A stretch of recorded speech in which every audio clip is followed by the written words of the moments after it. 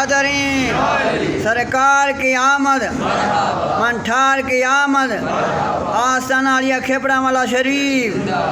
تو قربان جو ہے فرشتے عرض کرتے ہیں باری تعالیٰ سارے مغفرت تو طلب نہیں کر رہے تھے، کچھ ذکر تو نہیں کر رہے تھے، نہ وہاں آ کے بیٹھے تھے، لیکن نہ ذکر کے لیے وہ نیت لے کے آئے تھے، ذکر صرف ان کو دیکھ رہے تھے بیٹھ کر وہ کیا کر رہے ہیں. تو رب تعالیٰ جل شان فرماتا ہے فرشتوں جو میرا ذکر کر رہے تھے ان کے طفیل میں نے ان پر بھی کرم فرما دیا، ان کی مغفرت میں فرما دیا. اور میں نے نہیں دیکھا وہ بے شک بیٹھے تھے، کچھ نہیں مانگا، کوئی ذکر نہیں کیا، لیکن جو ذکر کر رہے تھے ان کے طفیل میں نے ان پر بھی کرم فرما دیا. ثابت ہوا کہ مصطفیٰ صلی اللہ علیہ وسلم کی محفل ہو اور کوئی خالی چلا جائے، میرا ایمان کہتا ہے نہیں جا سکتا. لیکن اگر سچی نیت سے آیا ہے، اگر دل میں کفر ہو منافقت ہو تو پھر تو کچھ نہیں لے سکتا. کہ رسول اللہ کی بارگاہ میں یعنی جو منافقوں نے کلمہ بھی پڑھا تھا، پیچھے نمازیں بھی پڑھتے تھے، لیکن میرے رب تعالیٰ جل شانہ نے پھر وقت آ گیا، فرمایا محبوب ان بدبختوں کو اٹھاؤ. آپ نے 40 جو ہے مسجد نبوی، فرمایا کھڑے ہو جاؤ کھڑے ہو جاؤ کھڑے ہو جاؤ، فرمایا نکل جاؤ، اب رب العالمین کا حکم آ چکا ہے. فرمایا ظاہری طور پر اگر کوئی بڑی دستار بھی باندھ لے، بڑا کپڑے بھی باندھ لے، بڑا اللہ اللہ بھی کرے، لیکن اندر سے منافقت ہو تو رب تعالیٰ اس کو رد کر دیتا ہے. فرمایا کہ پیارے مصطفیٰ سب کے پیچھے نمازیں بھی پڑھتے تھے، کلمہ بھی پڑھتے تھے، لیکن اندر سے منافقت تھے، اندر مسلمانوں کی سو لینے کے لیے آتے تھے. اور رب تعالیٰ نے فرمایا کہ جب وہ اپنوں سے ملتے ہیں تو کہتے ہیں ہم تو ٹھٹا مزاق کر رہے تھے، ہم تو ان کی صرف باتیں سنتے جاتے تھے. جب ادھر کہتے آتے تھے تو کہتے تھے ہم سچے ایمان والے ہیں، ہم تمہارے ساتھ ہیں. لیکن رب تعالیٰ جل شانہ نے فرمایا کہ یہ کافر سے بھی بدتر ہیں، کیونکہ کفر کا تو کافر کا تو پتہ چل جاتا ہے یا لانیہ دشمن ہے، لیکن جو منافق ہوتا ہے اندر کا یعنی ظاہر طور پر کچھ اور باطن طور پر کچھ، بیٹھ کر پھر دوسروں میں جا کے کہے میں تو ان کا تماشا دیکھنے کے لیے گیا تھا، تو فرمایا وہ سب سے بدتر ہے. اور منافق کفر سے بھی زیادہ وہ بدتر ہے. اس لیے جب انسان سچے دل سے اللہ کی بارگاہ میں آتا ہے اور پھر بیٹھتا ہے اللہ کا ذکر کرتا ہے تو رب تعالیٰ اس کو خالی نہیں رہنے دیتا، رب تعالیٰ اس کو عطا فرما دیتا ہے. اور یہ رب العالمین کا خاص کرم ہے، چونکہ پیارے آقا دو عالم صلی اللہ علیہ وسلم کی حدیث پاک ہے، فرمایا اللہ کا نبی جائیدادیں نہیں چھوڑتا، اللہ کا نبی بینک بیلنس نہیں چھوڑتا، اللہ کا نبی یہ زمینیں پلاٹ نہیں چھوڑتا. اللہ کے نبی کی وراثت علم ہے. فرمایا جو بھی اللہ کے نبی کی وراثت لینا چاہتا ہے وہ علم نبوت ہے،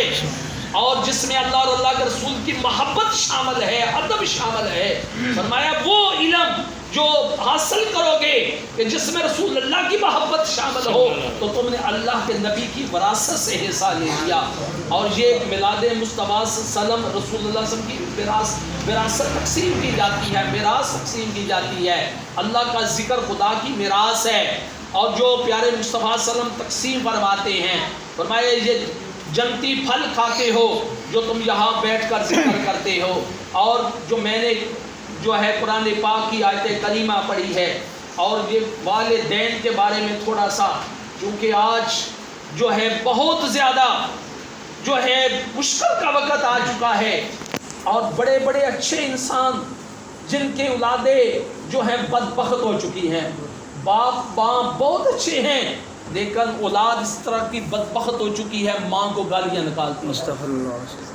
باپ کو برا بلا کہتی ہے، بدبختی آ چکی ہے، آنکھوں میں حیا نہیں رہا. فرمایا میرے آقا نے فرمایا جب تیری آنکھ سے حیا اٹھ جائے پھر جو چاہے کر. فرمایا جب تو بے حیا ہو جائے پھر تیری کچھ نہیں ہے، پھر جو چاہے کر. رب تعالیٰ نے تیرا ہر چیز کا رستہ دراز کر دیا ہے. حیا سب سے کامل ایمان ہے. فرمایا سب سے پہلی حیا تو ماں کی ہے، باپ کی ہے جو اس گھر میں ہے. جس ماں نے اتنی مشقت سے بچے کو پالا، ایک انسان کا بچہ پالنا کتنا مشکل ہے، کہ وہ ماں جو ساری زندگی وہ بچپن میں اس کا پیشاب دھوتی رہی، اس کو صاف کرتی رہی، ذرا بر روتا تھا، تڑپ پچاتی تھی، اس کے دودھ کا، اس کی غذا کا خیال رکھا، ساری زندگی اس کے کپڑے دھوتی رہی، ساری زندگی اس پر جو ہے اپنی خدمت جو ہے صرف کر دی، لیکن جب وہ بچہ جوان ہوتا ہے تو وہ بدبختی کرتا ہے، کہتا ہے تو نے میرے لیے کیا کیا ہے، میں تجھے کیا سمجھتا ہوں، اور تو نے میرے لیے کیا کیا ہے۔ اور ماں کو دینا اس کے لیے جو ہے وہ زہر لگتا ہے، اور میں دوسروں کو دوں مجھے اچھا لگتا ہے، ماں کو دینا مجھے زہر لگتا ہے، گھر کو نہیں۔ سب سے پہلی جس نے اتنی مشقت سے اس کو پالا ہے، فرمایا اس اگر ماں کا تجھے حیا نہیں تو دوسرے کا کب حیا کرے گا۔ فرمایا جس باپ نے ساری زندگی تیرے لیے اپنے جسم پر کپڑا نہیں ہے تو پرواہ نہیں کی، لیکن تجھے کپڑا لے کے دیا، وہ باپ اپنے پیری جوتی ہے یا نہیں، وہ اگر ٹوٹی جوتی بھی پہن رہا ہے بچے کو لے کے دے رہا ہے، میرا بچہ جو ہے اچھا کپڑا پہنے، اچھی جوتی پہنے، دن کو نکل جاتا ہے، مزدوری کرتا ہے، 8-10 گھنٹے مزدوری کر کے اپنے بچے کے لیے کما کر لاتا ہے، اور جو مشقت جھیل کر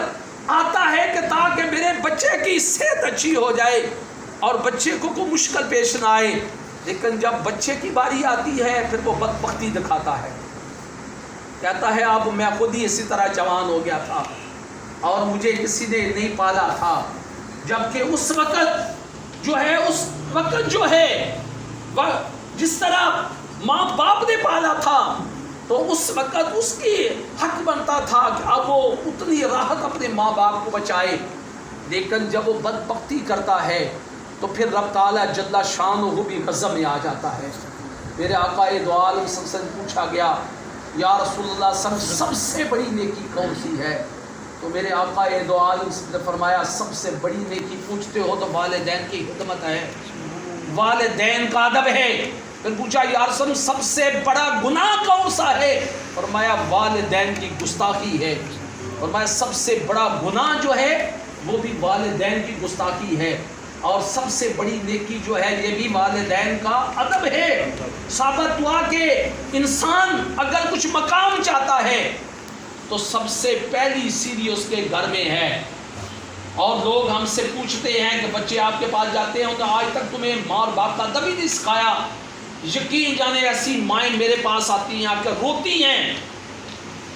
کہتی ہیں خدا را میرا ایک ہی بیٹا ہے، باہر کے ملک میں ہے، بیوہ ہو چکی ہوں،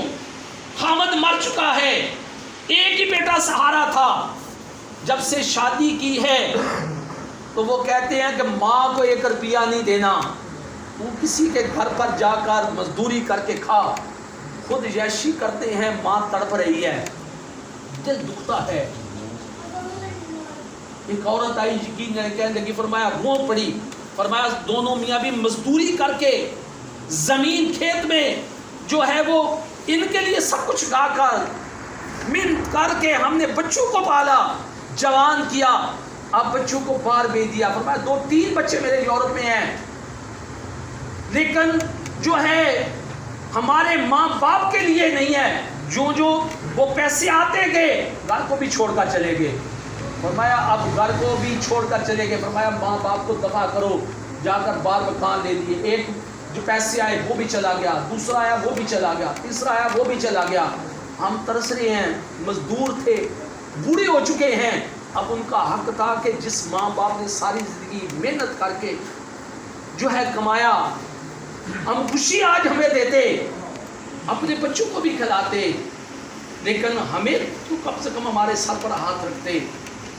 یقین جانے ایسے بچے بدے والدین آتے ہیں، لیکن وہ صرف یہی، چونکہ ہر جگہ ہر چیز کا مقام اپنی جگہ ہے، اور یہ بزرگ فرماتے ہیں کہ بیوی کو مقام اپنی جگہ دو، ماں باپ کو مقام اپنی جگہ دو، ہر عزیز و اقربا کو اپنی جگہ مقام دو، جتنا کسی کا مقام ہے اتنا اس کو مقام دو۔